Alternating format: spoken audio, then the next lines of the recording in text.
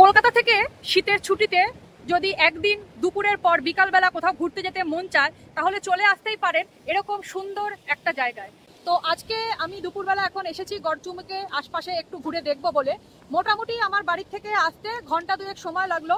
আমি টু হুইলারে এসেছি, আর যারা আমার মতো নিজস্ব প্রাইভেট গাড়ি বা টু হুইলারে আসবেন তাদের জন্য রাস্তাটা কেমন হবে সেটা চট করে দেখে নিন। কলকাতা স্প্লানেডের দিক থেকে যারা আসবেন তাদের জন্য এই জায়গার দূরত্ব পড়বে 60 কিলোমিটারের আশপাশে। তবে আমি এয়ারপোর্ট 1 নম্বর গেটের দিক থেকে এই জায়গায় যাই, তো আমার জন্য রাস্তার দূরত্ব ছিল 70 কিলোমিটার। প্রথমে বেলঘরিয়া এক্সপ্রেসওয়ে ধরে আপনি বিবেকানন্দ ব্রিজ বা বালি ব্রিজ ক্রস করবেন। করার পর একটা জায়গায় জাংশনে দিল্লি রোড বোম্বে রোড আলাদা হবে, সেখান থেকে আপনি বোম্বে রোড ধরবেন, যে রোডটা খড়গপুরের দিকে যাবে।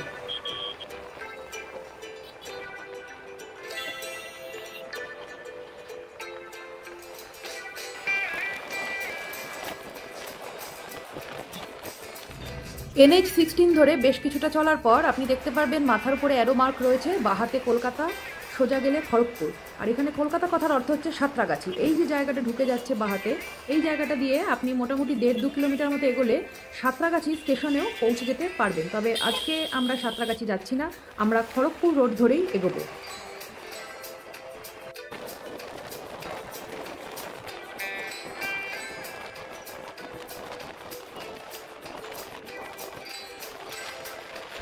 এই রোডে জার্নি করার সময় আপনার বেশ কিছু টোল প্লাজা ক্রস করতে হবে। যারা স্প্লানেডের দিক থেকে আসবেন তাদের জন্য অ্যাপ্রক্স টোলের খরচা হবে 145 টাকা যদি 4 চাকায় জার্নি করেন। আর এয়ারপোর্টের দিক থেকে যারা আসবেন তাদের জন্য টোলের খরচা হবে অ্যাপ্রক্সিমেটলি 200 টাকার কাছাকাছি। তবে টু হুইলারে গেলে কোনো কোথাওই টোল দিতে হয় না। দক্ষিণেশ্বরের কাছে যে প্রথম টোল ব্রিজটা আমরা পেয়েছিলাম সেটা আমরা স্কিপ করে দিই। এখন এসে আমরা যে প্রথম টোল প্লাজা ক্রস করছি সেটা হচ্ছে ধুলাগড় টোল প্লাজা। এখানে গাড়িতে যারা যাবে তাদের জন্য খরচা হবে 135 টাকা, আর যদি সেম ডেতে রাউন্ড ট্রিপ হয় সেক্ষেত্রে আপনার আপ ডাউন মিলিয়ে 205 টাকা পড়বে।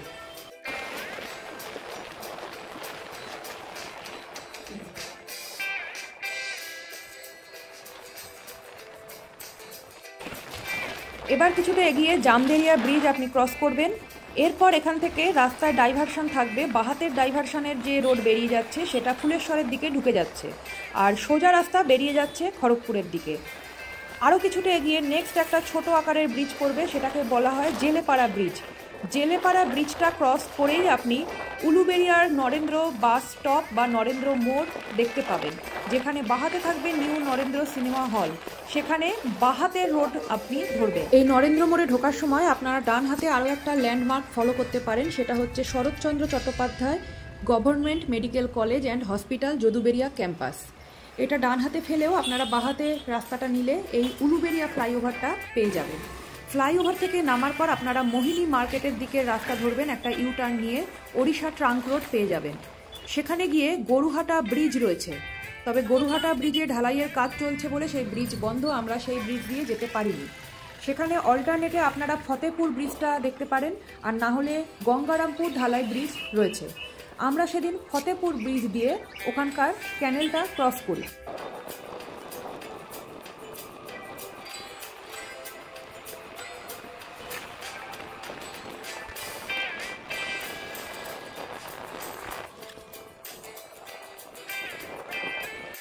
গ্রাম্য রাস্তা ধরে বেশ কিছুটা চলার পর আপনারা একটা 3 মাথা মোড়ের কাছে এসে উঠবেন, সেটাই হচ্ছে উলুবেড়িয়া শ্যামপুর রোডের মুখ।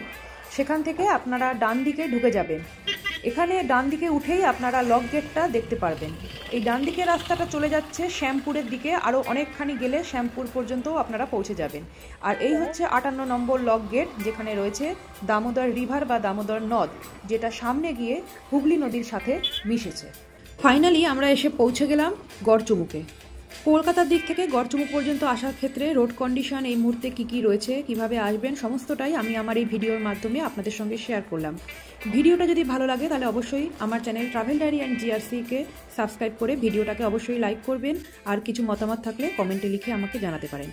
গড়চুমুকে কী দেখবেন, কতক্ষণ ঘুরতে সময় লাগবে, সেই সমস্ত কিছু নিয়ে গড়চুমুকের ভিডিও আমার রয়েছে, যেটা এই ভিডিওর শেষে আমি অ্যাটাচ করে দিচ্ছি।